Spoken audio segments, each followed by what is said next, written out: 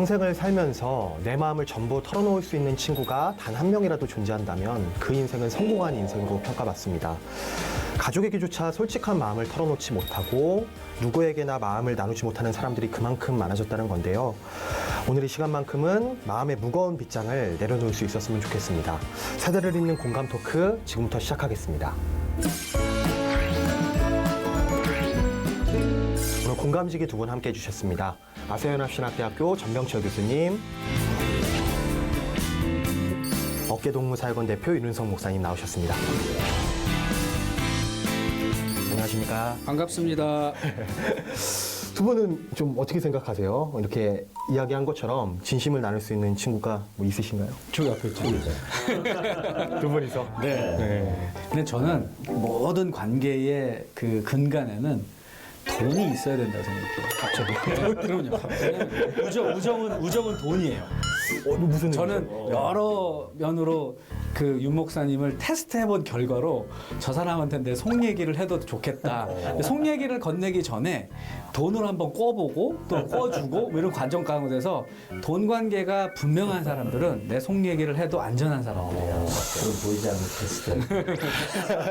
제가 회차를 거듭할수록 느끼는 건데 두 분이 너무 다르세요. 네, 이 시간이 이렇게 고민을 안고 있는 모든 분들의 친구가 될 수 있는 시간이 됐으면 좋겠고요. 오늘도 사연자분의 이야기 먼저 들어보고 다음 대화 나눠보도록 하겠습니다. 네.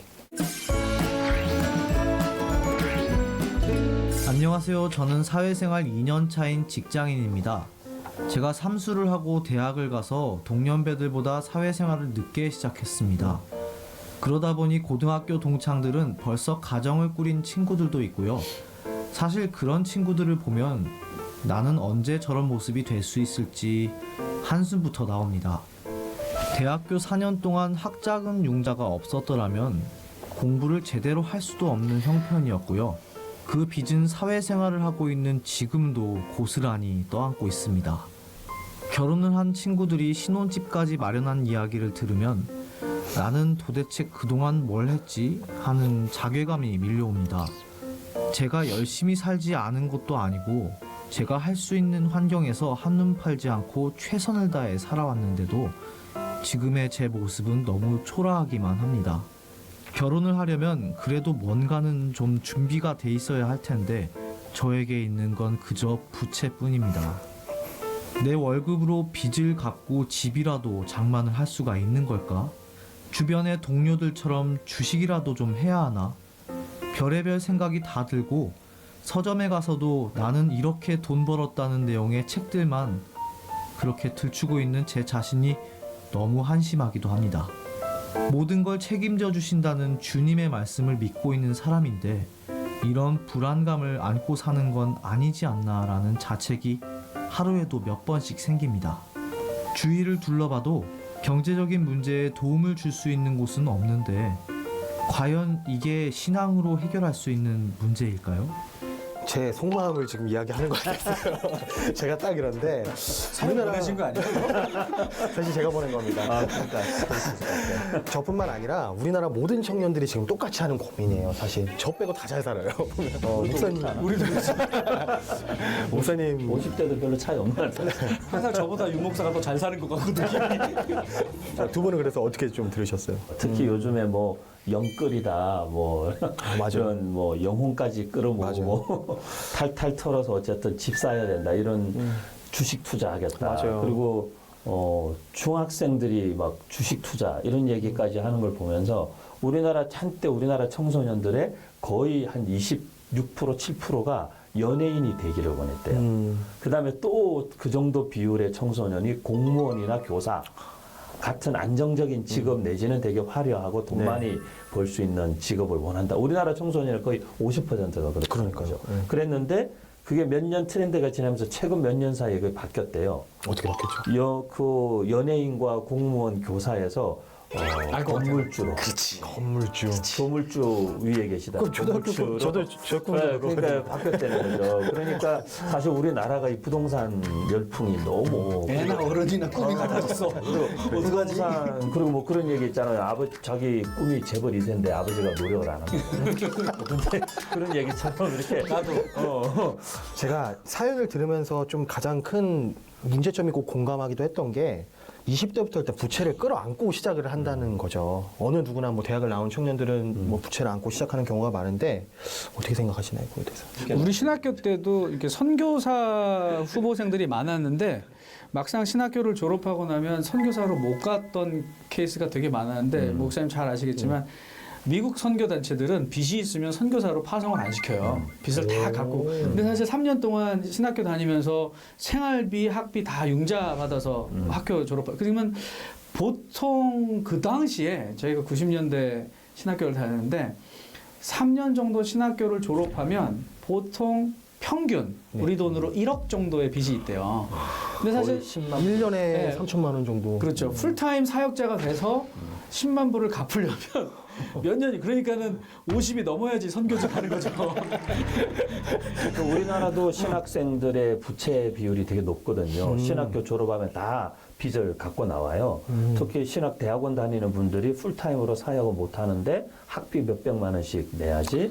또 결혼한 분들이 있으니까 가족 생활해야지. 그러니까 빚을 다 갖고 나오죠. 그래도 제가 언뜻 한번 몇 년 전에 들었던 것 같은데 평균 한 3천에서 5천 정도라고 그래요. 그럼 미국에 비해서는 그래도 적은 편이지만 한국 사회에서 시작하는 선에서는 몇 천만 원의 빚을 갚는다는 게, 그리고 목회자의 삶이라는 게 뭐 시간이 지난다고 크게 나아지지 않기 때문에 그 거의 뭐 계속 안고 가는 거예요. 아무튼 청년들도 그렇고 이런 부분에 대해서 구조적인 문제에 대해서 한번 고민을 할 필요가 있을 것 같고요. 사회가 같이 또 교회도 같이 무책임하게 너가 무능하고 그 게으르고 뭐 또 하나님이 또 우리 또 교회에서 많이 그러잖아요. 하나님이 그 물질의 복은 하나님의 축복의 표징이다. 그러잖아요. 그럼 가난한 나는 저주받은 건가 그런 생각을 할 때가 굉장히 많았어요. 나 어렸을 때 뭐 윤 목사님도 또 기자님도 사실 목회자 자녀로 자라서 아시겠지만 뭐 늘 배고프잖아요. 맞아요.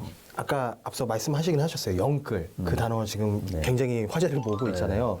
영혼까지 끌어모아서 주식에 투자를 하거나 또 부동산을 뭐 알아보는 청년들이 정말 많아졌다는 건데 지금 청년들 많이 만나시니까 어떤 현실을 좀 겪고 있나요, 청년들이? 다 똑같은 고민하죠. 교회 다니는 청년들도 돈 문제에 있어서 실질적으로 느끼는 그런 상대적인 박탈감이나 또 빈곤감 같은 것들을 이제 교회 안에서도 때로는 이런 것들을 경험하게 되고 뭐 기도하는데 해결되지 않는 문제 중에 하나가 돈 문제잖아요. 또 뭐 그리고 그런 간증들 막 축복받았다, 막 대박났다 이런 또 간증들이 들으면 은혜가 되는 게 아니라 오히려 더 박탈감을 느끼게 그렇죠. 만드는. 아, 난 그런 그리고 간증 좀 안 했으면 좋겠어. 그럼 무슨 누가 간직을 해야 돼요? 욕 같은 사람들. 폭 망했는데도 하나님만 보입니다. 뭐 이런 그런 그게 진짜 간증 아닌가? 네. 노력하면 다 되라고 공식화시켜서 할 수 없다는 거죠. 근데 운이야 운 돈은. 그럼 사실 아니 운이지 진짜. 약간 좀 편집의 위기를 넘나드는 것 같은데 축복이지. 성경에 그랬지. 부자는 천국에 못 간다고. 그렇지. 아이 신나라. 부자한테 많이 당하셨나 봐요. 지금 보고 있는 부자들아 다 팔기 전에는 못 간다 이것들아. 근데 이런 재정 관리에 대한 교육을 뭐 딱히 받아본 적은 없었던 것 같아요. 그거가 왜 그러냐면요. 유 목사님이 대답해 줄 거예요. 먼저 해주시죠.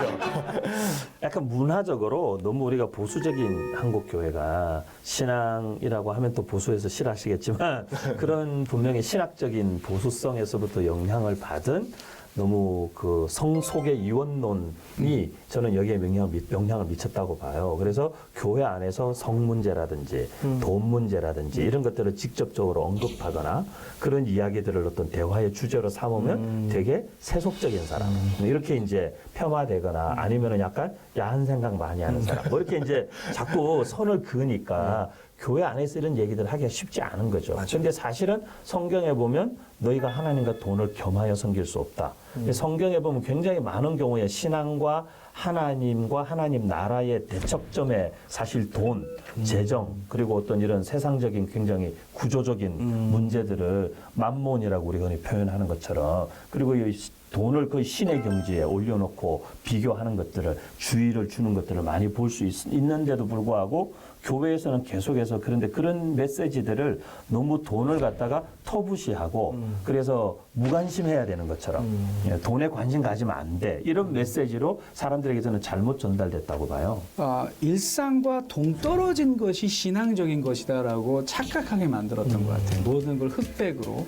또 우리나라에 기독교가 들어왔을 때 그 전에 유교적인 전통이 너무 강해서 그런지 모르지만 또 유교가 먹을 때 냉수 먹고도 이쑤시는 뭐 그런 체면 문화 이러니까 돈 그러면 굉장히 천박한 것처럼 여기게 만들었거든요. 그러니까 돈이 가지고 있는 힘을 무시하자는 건 아니지만 물론 그런 무시무시한 부정적인 것도 있지만 돈이 어쨌든 또 잘 사용되면 긍정적인 영향도 가져올 수 있거든요. 그래서 그런 부분에 대해서 돈 얘기를 해줘갖고 돈에 대한 걱정을 좀 안 하게 해줘야 되지 않나. 그럼 교회에서도 좀 이런 현실적인 좀 조언을 많이 청년들을 위해서 해줘야 될 것 같은데 어떤 걸 좀 제시를 좀 할 수 있을까요? 그럼? 어떤 돈에 대한 너의 개념, 그리고 돈이란 내게 뭔가, 그리고 돈에 대한 태도, 이런 것들을 성경적으로 정립해주는 뭐 성경적인 재정 교실이라든지. 근데 요즘에는 재정 교실도 잘못하면 이렇게 조심해야 돼요. 돈 버는 방법 가르쳐 주는 데처럼 그렇게 되는데, 그게 아니라 진짜 돈 자체를 성경이 무엇이라고 얘기하며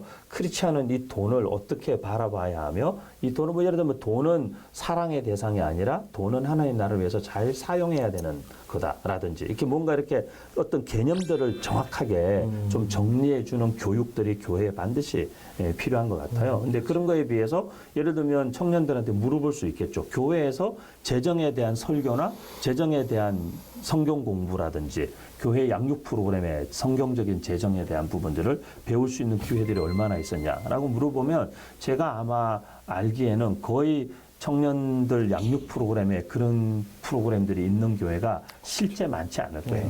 교회가 뭐 목회자는 뭐 말씀의 전문가이지 사실 뭐 그런 생활이나 사업의 전문가는 아니지 않습니까?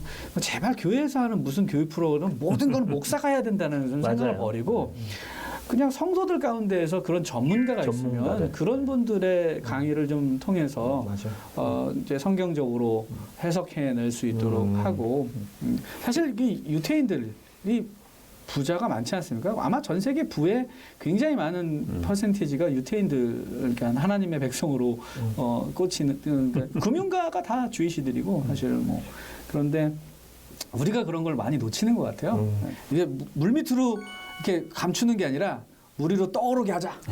제가 그렇게 주장하고 싶습니다. 목사님들한테도 조언을 많이 드리는 게, 혼자서 다 해결하려고 하지 말고 목회자가 다룰 수 없는 주제들은 외부 전문가들의 도움을 받아라. 저는 꼭 담임 목사님이든 청년부 사역자든 아까 말씀드린 뭐 연애, 결혼, 자기가 결혼해봤다고 연애, 결혼 전문가가 아니거든요. 그리고 뭐 어떤 뭐 재정 문제, 사모님한테 물어봐야 돼, 행복한지. 그렇기 때문에 이제 자기가 그걸 해봤다고 해서 전문가는 아니니까 저는 진짜 실제적인 외부 전문가들의 도움을 받으라는 거죠. 이런 문제들이 그렇다고 해서 하루아침에 지금 달라질 수 있는 상황은 아니잖아요. 뭐 교회가 한 번에 뭐 변화될 수는 없으니까 많은 청년들이 지금 같은 환경 속에서 계속 살아가야 되는데, 현실적인 조언을 조금 해주셨으면 좋겠어요. 뭐 청년들에게 뭐 이 얘기는 꼭 해주고 싶다. 이제 시대적으로 교회가 이런 문제에 답을 주는데 저는 한계는 있다고 생각해요. 왜 그러냐면 이게 뭐 우리가 자본주의 시대에 살면서 말 그대로 진짜 자본이 자본을 낳는 시대에 자본이 없는 사람은 어떡하라는 거예요. 그러니까 아무리 노력하고 영끌해도 뭐 평생 해봐야 집 마련하나? 하지만 어떤 사람은 시작부터 집도 있고 뭐 자산도 있고 그런 상황에서 시작하는 사람을 그걸 쫓아간다. 너도 열심히 해서 쫓아가면 돼. 비슷해질 수 있어. 이게 교회가 줄 메시지는 아니라고 보거든요. 저는 이제 디모데전서 6장에 있는 말씀 중에 자족하는 마음을 가지는 것이 경건에 굉장히 유익하다. 경건에 유익하다는 말은 그 마음의 영적인 사실, 하나님과의 평안이 깨지지 않은 샬롬의 상태를 유지한다는 뜻이잖아요. 근데 그것과 굉장히 밀접한 관계가 있는 것이 자족하는 마음이라는 거죠. 근데 우리가 사실 기준을 어디다 잡을 것이냐라고 했을 때 그 기준이 어디냐에 따라서 평생 다 도달하지 못할 기준을 정해놓고 그걸 목적하고 살면서 계속 그걸 추구한다면 평생 불행할 수도 있겠죠. 그렇기 때문에 저는 결국 어느 선을 정해야 된다고 봐요. 내가 책임질 수 없는 어떤 것들을 꿈꾸고 내가 책임질 수 없는 어떤 것들을 가지려고 하는 것은 그건 욕심이죠, 사실. 그러니까 책임질 수 없는 어떤 기준이 아니라 내가 나 자신을 개인적으로 돌아보고 내 상황과 형편, 하나님 나라 안에서 내가 가지는 꿈과 소망을 다 담아서라도 어느 정도의 재정적 바운더리를 스스로 저는 정하는 게 필요하다고 생각해요. 그거에 있어서 저는 자족하는 게 굉장히 중요하다고 생각합니다. 자족한다라는 것을 부에 대한 혹은 돈과 물질에 대한 개념을 좀 바꾸어 줄 필요가 있다고 생각을 해요. 꽤 오래된 책인데 제가 읽었던 책 가운데 부자도 모르는 부자 개론이라는 책이 있었어요. 아마 제가 기억하는 한동철 교수님인 거 지금 은퇴하셨을 것 같은데 그때 굉장히 인기 있는 강의였다고 들었는데 그분이 굉장히 그 부자에 대해서 그 정의를 완전히 뒤집어서 했는데 굉장히 인상 깊어서 지금까지 기억이 나요. 부자가 가지고 있는 게 많은 사람이 아니라 하고 싶은 일을 돈 때문에 미루지 않는 사람을 부자라고 얘기하더라는 거예요. 그러니까 부자의 반대말은 가난한 사람이 아니라 평범한 사람이라는 거예요. 평범한 사람들은 하고 싶은 일들을 그리고 뭐 해야 될 일들을 돈 때문에 미루거나 못하게 되면 그건 평범한 사람이고 부자는 그거에 구애받지 않고 내가 하고 싶은 일을 지금 당장 할 수 있는 사람은 부자라는 거예요. 이를테면 여행을 하고 싶은데 돈이 없어. 그런데 그냥 대출을 받아갖고 여행을 가면 이 사람 진짜 부자인 거예요. 내가 비록 가난하지만 마음만은 부자라는 거죠, 어떻게 보면. 그러니까 그게 자족하는 마음인 것 같아요. 같은 표현인데 이제 청년들한테 제가 여행을 많이 강조하는 사람이거든요. 역사 탐방, 여행 이런 거 많이 떠나라.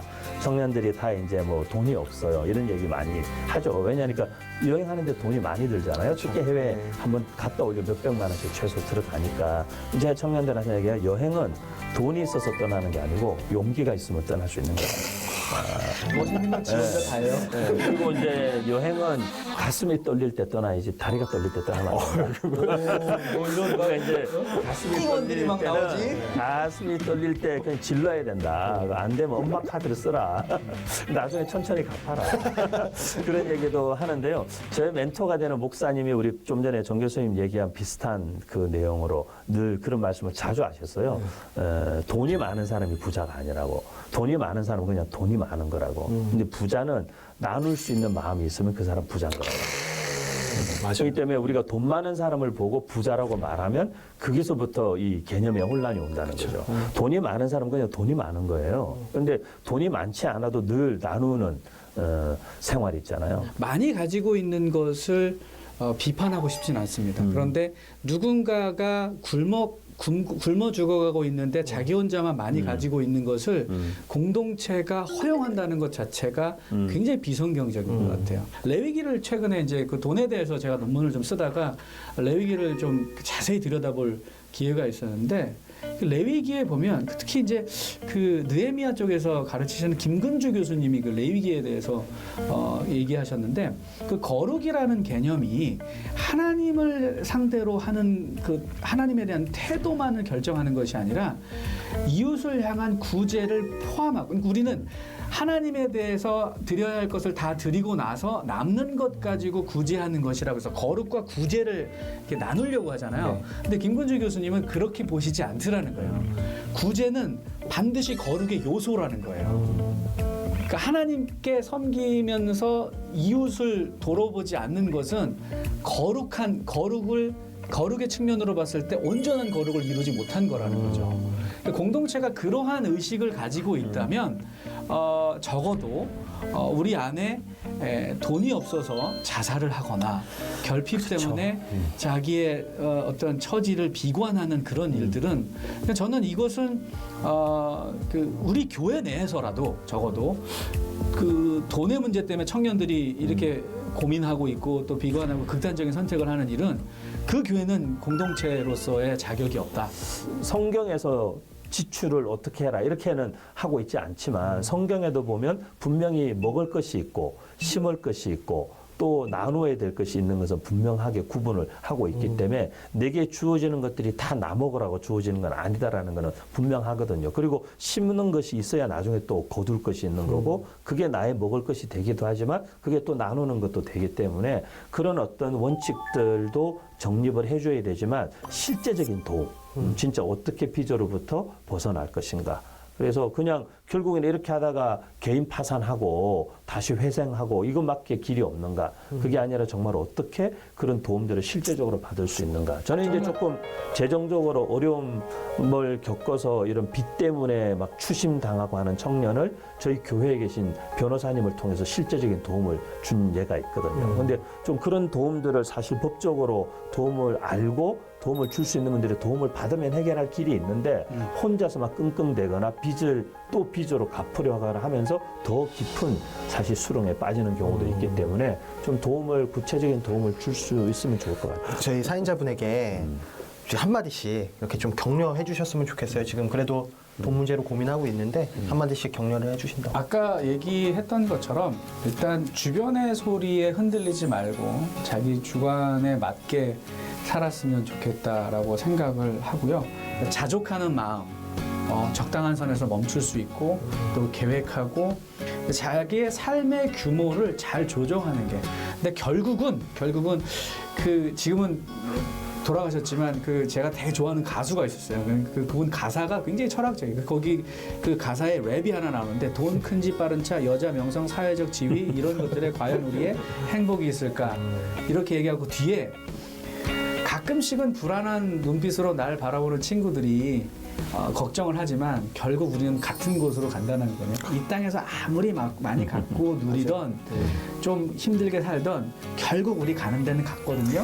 그러니까 그런 면에서 너무 이렇게 비교하지 말고 비교를 뚝 하면 좀 많이 편해질 수 있다고 생각을 하고요. 그러나 최선을 다해서 벌고 최선을 다해서 나누고 최선을 다해서 누렸으면 좋겠다고 생각합니다. 사실 청년들한테 좋은 기회가 그래도 많이 있는 것 같아요. 그걸 잘 몰라서 그런 것 같은데 그런 부분에 있어서 저는 외부의 도움을 받는 그리고 누군가에게 도움을 그러니까 돈을 주세요가 아니라 어떤 본인이 스스로 일어설 수 있도록 도움을 받을 수 있는 기회들이 사실 주변에 많이 있거든요. 저도 우리가 목회자지만 목회자고 신학교 교수인데 청년 창업 이런 데 저희가 관심을 가지는 이유가 무슨 청년들 돈 벌게 해주자 이게 아니라 사실 청년들에게 내가 돈 벌고 싶어. 청년들에게 최소한의 어떤 정보에서라도 소외되지 않게 해주자 이거거든요, 사실. 그리고 청년들이 사실 자기들의 젊음을 투자해서라도 끌어올릴 수 있는 어떤 좋은 기회들이 있을 때 그 기회들을 만날 수 있는 플랫폼을 장을 마련해 주자라는 사실 의도가 크거든요. 저희 같은 목회자들도 주변을 찾아보면 정보가 꽤 많이 있는데 우리 청년들도 그런 정보들을 좀 더 적극적으로 그냥 단순히 모두가 가는 길이 아니고 그냥 이렇게 어디 회사 취직해서 빨리 월급 받고 살고 싶어가 아니라 진짜 내가 가야 될 길이 뭔지를 찾고 그 길 속에서 주시는 경제적인 어떤 부와 이런 혜택들을 가지고 또 하나님 앞에서 이걸 어떻게 쓸 것인가에 대해서 정직한 마음으로 해나가면 저는 뭐 우리 삶이 하나님 안에서 그래도 시간이 지나면서 하나님께서 선한 곳으로 인도해 주실 것이라고 믿지 계속 이렇게 될 거다라고 저는 생각하지 않거든요. 그래서 우리 사연자분들 좀 용기를 더 얻었으면 좋겠고 믿음 안에서 실제적이고 현실적인 길들을 같이 찾아가면 좋겠고 저희가 창업 뭐 이런 거 시작하면 와서 도움을 받으시면 좋겠고 알겠습니다. 그렇게 좀 응원을 많이 해드리고 싶네요. 코로나19가 시작됐을 때 아무것도 못할 것 같은 그런 절망 가운데서도 우리는 해결책을 찾아냈습니다. 하나님은 또 그 길을 인도해 주셨고요. 살면서 수없이 다양한 문제들을 만나게 될 텐데요. 그때마다 쉽고 빠른 해결책이 아닌 하나님 안에서 느리더라도 하나님 안에서 함께 해답을 찾아갔으면 좋겠습니다. 오늘 함께 해주신 전명철 교수님, 윤혜성 목사님 너무 감사드리고요. 시청해주신 여러분 고맙습니다. 네. 고맙습니다. 감사합니다.